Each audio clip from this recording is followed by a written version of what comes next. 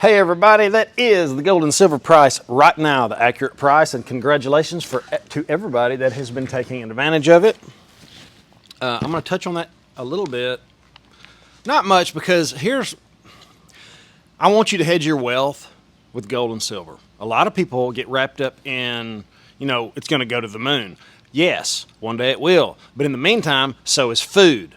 So it's not doing me any good to tell you to buy food, because I sell gold and silver, but it's more important to me that you have it.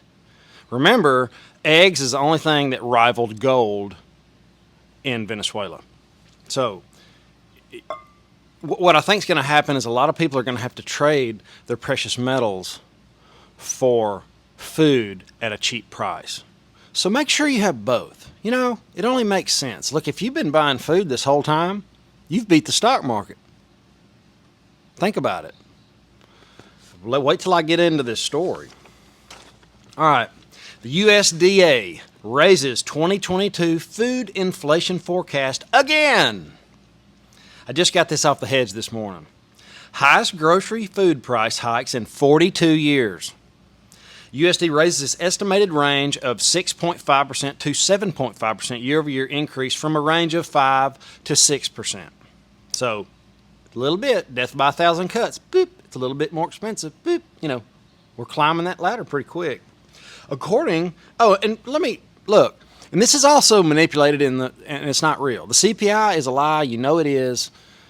Go to John Williams Shadow Stats for anybody that's watching me that's new. And thank you for all the new subscribers. I did a video with Economic Ninja. I was super tired in that video. We'd been skiing and everything. He's going to drop right in. So that was me on a wake surfing board. It's new to me. It's the first time I've ever done it. And that swell was about 6 foot tall. The video didn't do it justice. But that was Johnny Bravo's boat that he took us out on. It was the Economic Ninja, Jack with Nobody Special Finance, me, and a couple other guys. And we had a blast. And I'm going to tell you, Johnny Bravo is exactly what you think he would be. From his videos, and these people are not fakes. They are the real deal. There's nothing fake here. I've been accused of a green screen. I've been accused of my anvil being fake. I mean, people are so used to fake things, and this isn't one of them. So, a matter of fact, I'm going to put a link to Johnny Bravo's channel. You need to check him out. He's helping a lot of people in the stock market with his courses. The Economic Ninja and Jack with Nobody Special Finance, even though he clubbed me like a baby seal with a ladder on the boat. Clunk. So I'm about to pass him in subscribers, and he's trying to keep me down. Anyway, enjoy the video. Thanks for hitting the like button and subscribing. Let's go. And for all of you that came to the get-together, it was so much fun to meet and hang out with you guys. It was amazing. They even brought me gifts. I mean, it was extremely... It's just such a blessing to be around you guys. The pleasure was ours, I'm telling you. I would do it every weekend if I could, just to be around like-minded people. Just, hey, all this stuff's happening, and we all know it, and we decide not to stick our head in the sand. It's really a breath of fresh air to talk to people like that. If you ever get a chance to come to one of these things, they're free. We're just coming to hang out. There's no, just get there and hang out. Not sure where the next one is just yet. Possibly the Midwest. I will say that much, but I will keep you posted when it does happen again. All right, so the highest in May, this is the May Food Price Outlook Report, the highest forecast for all food prices and restaurant prices since 1981, and the highest grocery store price boost since 1980s. Now, what happened in the 1980s? Well, I took some notes, and I labeled it Inflation of the 80s. The 1980s began with a world in a major recession. So you said, well, maybe we're not in a recession now. We are in a recession now. It looks like a lot of stagflation to me. It's hard to see with quantitative easing to infinity and beyond. These things are hard to notice. When we start to have these crazy downturns because the whole economy is built on smoke and mirrors, they stimulate and they send out stimulus checks, and it's a zombie economy that cannot run without government help. We're about to get into what happened in the 80s and how he reversed a lot of what was going on and how it's not possible now. The USA had massive inflation and unemployment at the same time. I'm not going to read a bunch of it. Reagan was a staunch believer, now this is him turning around, in laissez-faire capitalism. Kind of let it be. If it dies, it dies. Let's find real pricing and go, don't mess with it. Less government. It even says that in here. He was a follower of Austrian economics. He emphasized reduced government intervention, hallelujah, lower taxes, yeah, deregulation of the stock market, which led to an economic revival in the mid to late 80s. Do you think that's what's going to happen now? No, not at all. We're doing the opposite of what Reagan did, and somehow or another people still think we're under capitalism. We are under crony capitalism. The whole thing's got to be government subsidized that they print out of thin air. This whole thing is government subsidized.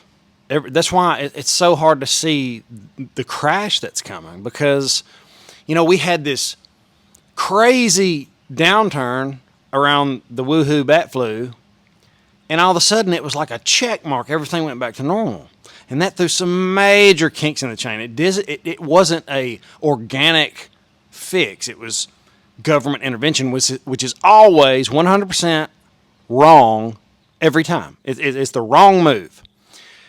It screws things up, and getting out of that, the only thing that's going to get us out of that is probably the greatest depression that we've ever seen, which I refer to as the Thunderdome.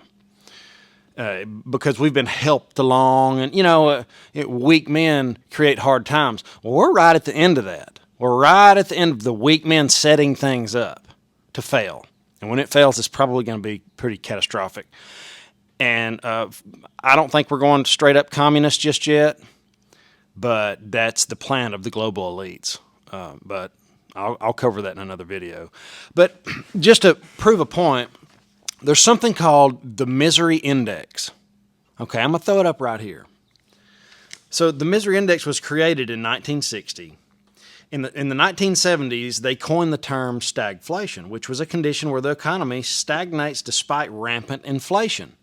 So the inflation's high, unemployment's high, and nothing does good and everything's kind of stagnant, which led to the 1980s on this misery chart right here. So you see how far in the misery we were. Well, fast forward ahead to the woohoo bat flu, and you can see where it was on this chart. Why wasn't it off into the stratosphere? Because of government intervention. And you might be thinking, well, what was wrong with that? Well, what we're experiencing is partly due to us not finding the bottom organically and coming back stronger. Boom and bust cycles are just part of it. It's part of every growing economy. You have these periods of prosperity, then they peak off, and they start to come down. And it looks bad. Everybody gets freaky. Oh, what's going on? Oh, it's a recession. Oh, it's so bad. I'm in a depression. And then we crawl out of it stronger than we were. It weeds out the weak company. Warren Buffett said, you can see who's skinny dipping when the tide goes out. It gets those guys out, and they have to start over. What they were doing wasn't a good business or whatever. But we don't live in that environment as of now. I think we will again. If hopefully we'll be able to come out of this and get away from crony capitalism, where this guy, whoever this guy is, whoever's in trouble, doesn't get bailed out by the government, and they just have to lose their wealth and start over and fix whatever was wrong with their company or whatever it was. Just think about all the crap that goes on behind the scenes in the government, and the people that are bribing these politicians, and literally, it's nuts. Hey, my buddy needs money. He needs money. Give him some. Let's pump this thing back up. I'm not in my lifetime. I'm not letting this thing fall down. Nope. I'm going to let the future generations pay for my mistakes. That's what they're doing. That is exactly what they're doing. They're stealing from the future. The future generations will not be able to create their own wealth. The American dream is eroding right now. That's why we need this crash. I'm not saying it's going to be pretty. That's why I'm on here telling y'all every day, buy food. I'm showing you how I'm doing it. Put rice in a vacuum seal bag. Suck the air out of it. Throw it in your cabinet. Eat it. Eat off the front. Put it on the back. Keep a supply of food. You won't be sorry. If you'd have done that, you'd already be up 20, 30% over the last few months. You're going to buy the food anyway. That's why I'm on here saying this, because I feel like we have this to go through. If they let us go through it or not, what time? We don't have time. I surely don't. My timing's awful. I just know to be early. Michael Burry said the other day, if you'll learn how to get somewhere a couple years early, you will get broken clock status. That's where you want to be. You want to be super right twice a day, or once every 2 years would be good for me.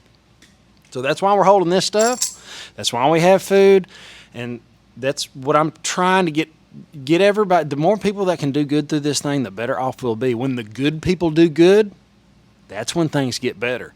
And if you're not part of the problem, you can absolutely be part of the solution.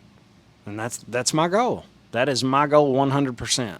So, guys, have an awesome, awesome day. I will see you in the morning. Later.